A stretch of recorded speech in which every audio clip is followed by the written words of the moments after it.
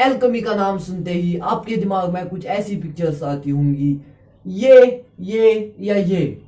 लेकिन मैं आपको बता दूं, एल्केमी इन सब स्टोरीज और नॉवेल्स के हजारों साल पहले वजूद में आई है।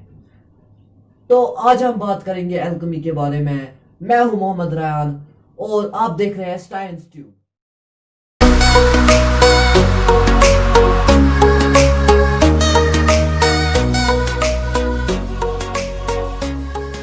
अपने वीडियो की तरफ बढ़ने से पहले मैं आपको बता दूं, अगर आप मेरी चैनल पे नए हैं तो सब्सक्राइब कीजिए और बेल आइकन को क्लिक कीजिए ताकि मेरे वीडियोस के नोटिफिकेशन आपको सबसे पहले मिले।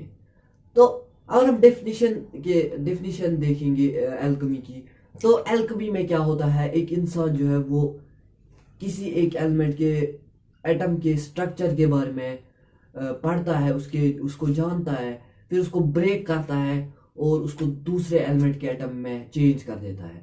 ये है डेफिनेशन एल्केमी की। तो जो एल्केमी के वजूद में आने का रीज़न था वो था कि तब के लोग जो थे और जो तब के साइंटिस्ट थे वो 4 एलिमेंट्स में बिलीव करते थे, खाली 4 एलिमेंट्स में बिलीव करते थे, जो है फायर, वाटर, विंड या एयर और अर्थ। तो वो समझते थे कि पूरी जो वर्ल्ड है, पूरी वर्ल्ड दुनिया में और जितने भी सबस्टेंसेस है, जितने भी एलिमेंट्स हैं, हाँ तब वो एलिमेंट्स नहीं थे, वो समझते थे कि पूरे वर्ल्ड के सबस्टेंस जो है वो खाली इन्हीं 4 एलिमेंट्स का मिक्सचर है। तो क्योंकि वो मिक्सचर है, अगर वो उनमें एक स्लाइट चेंज लाएंगे, वो किसी एक एलिमेंट को दूसरे एलिमेंट में चेंज कर सकते हैं। ये उनका कंसेप्ट था और इस कंसेप्ट पे एल्केमी वजूद में आई। तो एल्केमी को देखेंगे, एल्केमी एक एंशिएंट ब्रांच है फिलॉसफी का, एक ऐसी फिलॉसफी और साइंटिफिक ट्रेडिशन जो कि पूरे यूरोप, एशिया और अफ्रीका में प्रैक्टिस किया जाता था। और जो ये एल्केमी है ये ओरिजिनेट हुई इजिप्ट से, और जो ये वर्ड है ये एक अरबिक वर्ड है अल्कीमिया। तो अब जब ये एल्केमी बन गई थी, इसके बाद उन्होंने क्या, जो एल्केमिस्ट्स थे अब वो क्या चाहते थे, वो इस एल्केमी को यूज करके कुछ उनके एम्स थे जो वो पूरा करना चाहते थे। उसमें पहला एम था ट्रांसम्यूटेशन। अगर आपको ये वर्ड समझ नहीं आया तो आप सिंपली कह सकते हो changing of one metal into another. वो चाहते थे कि वो बेस मेटल्स, जैसे कि लीड है, बेस मेटल्स को आप कह सकते हो कि जो ज्यादा लग्जूरियस मेटल्स नहीं है, जो कि आम मेटल्स है और कोई भी उनको अफोर्ड कर सकता है, वही आम मेटल जैसे लीड है, उनको वो चेंज कर सके इनटू नोबल मेटल्स, यानी गोल्ड या सिल्वर, ऐसे ही मेटल्स में वो बेसिक बेस मेटल्स को ट्रांसम्यूटेट करना चाहते थे नोबल मेटल्स में। ये उनका पहला एम था। उनका जो दूसरा एम था वो था creation of an elixir of immortality. वो एक ऐसा लिक्विड बनाना चाहते थे जो कि किसी भी डिजीज को क्योर कर सके और जिससे इंसान की लाइफ बढ़ जाए। आप सीधे कह सकते हो इमोर्टैलिटी जिससे मिल सके इंसान को। और जो इनका लास्ट एम था वो था search for the philosopher stone. ये लोग फिलोसफर स्टोन ढूंढना चाहते थे। अगर हम बात करेंगे फिलोसफर स्टोन की, फिलोसफर स्टोन में बहुत सारी किताबें लिखी गई है और ये आज तक मिस्ट्री है कि ये फिलोसफर स्टोन क्या था। लेकिन वो समझते थे कि philosopher stone is the medium to transmutate one metal into another. जो फिलोसफर स्टोन था वो समझते थे कि खाली फिलोसफर स्टोन ही एक मेटल को दूसरे मेटल में ट्रांसम्यूटेट करने के लिए मदद कर सकता है। ये उनके 3 एम्स थे जो वो पूरा करना चाहते थे। लेकिन फिर आगे क्या हुआ वो मैं आपको बताता हूँ। लेकिन आप क्या कीजिए, वीडियो को एंड तक देखिए, तभी आपको समझ आएगा पूरा। तो अफसोस की बात है कि जो ये एल्केमिस्ट्स थे ये अपने किसी एम में कामयाब नहीं हो पाए। ना ही ये लीड को ट्रांसम्यूटेड गोल्ड में कर पाए, ना ही ये एलिक्सर ऑफ इमोर्टैलिटी को बना पाए, और ना ही ये फिलोसफर स्टोन को ढूंढ पाए।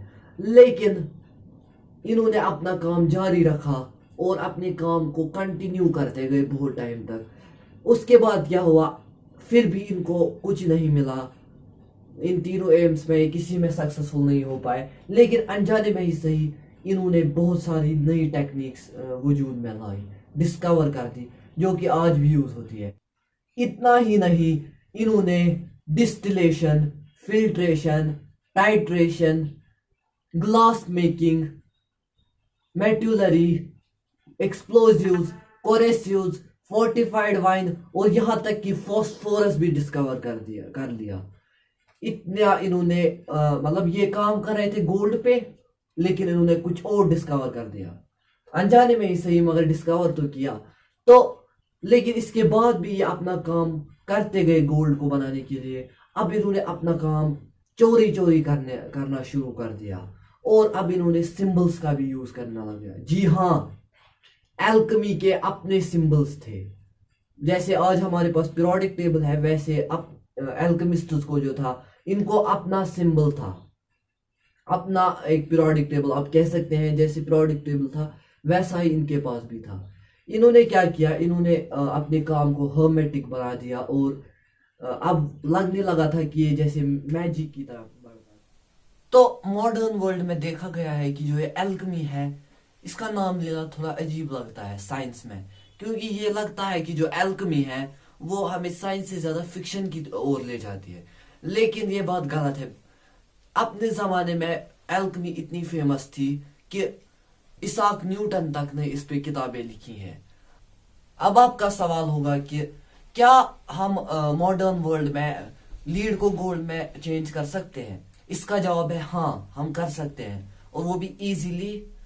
तो मैं आपको बता दूं, जो प्रोटॉन्स होते हैं एक एटम में, वो एक एलिमेंट की आइडेंटिटी को डिटरमाइन करते हैं। तो अगर हम इन प्रोटॉन्स में थोड़ा चेंज लाएंगे तो हम उससे लीड को गोल्ड में ट्रांसम्यूटेट कर सकते हैं। गोल्ड गोल्ड इसलिए है क्योंकि उसमें 79 प्रोटॉन्स पाए जाते हैं, और लीड लीड इसलिए है क्योंकि उसमें 82 प्रोटॉन्स पाए जाते हैं। तो इसके लिए लीड को गोल्ड में ट्रांसम्यूटेट करने के लिए हमें क्या करना होगा, लीड में से 3 प्रोटॉन्स है उनको कम कर देना होगा, तो वो गोल्ड में चेंज हो जाएगा। साइंटिस्ट जो है उन्होंने देखा है कि हम एक एलिमेंट को दूसरे एलिमेंट में चेंज कर सकते हैं, लेकिन एल्केमी के जरिए से नहीं, बल्कि एक नया चीज आज मॉडर्न वर्ल्ड में आया है, उसको बोलते हैं न्यूक्लियर ट्रांसम्यूटेशन। हाँ, आज के वर्ल्ड में हम न्यूक्लियर रिएक्शंस की मदद से एक एलिमेंट को दूसरे एलिमेंट में चेंज कर सकते हैं। ये बहुत ही बड़ा प्रोसेस है, इसमें बहुत ही ज्यादा मतलब पैसे भी लगते हैं, और बहुत ही ज्यादा टेक्निक्स होनी चाहिए, स्किल्स होनी चाहिए एक इंसान के पास, तभी वो ये कर पाएंगे। न्यूक्लियर ट्रांसम्यूटेशन में जो होता है, साइंटिस्ट यूज करते हैं पार्टिकल एक्सेलरेटर को, जो कि एक एलिमेंट को दूसरे एलिमेंट में चेंज करता है by radioactive decays. Radioactive decays के बारे में मैं एक अलग वीडियो बनाऊंगा, और अब इसमें बहुत ही बड़ा प्रोसेस है, अल्फा डिकेइंग, बेटा डिकेइंग, तो वो हम अगले वीडियो में जानेंगे, क्योंकि ये बहुत ही ज्यादा लंबा हो रहा है, और जब वीडियो लंबा हो जाता है फिर इसमें फिर बोर हो जाते हैं और फिर मजा नहीं आता है वीडियो में। तो अब मैं मॉडर्न एल्केमी का एक दूसरा वीडियो चढ़ाऊंगा कभी। अगर आप देखना चाहते हैं वो वीडियो तो कमेंट कीजिए, और आज के लिए इतना ही। मिलता हूँ आपको मेरे अगले वीडियो में, तब तक के लिए अलविदा।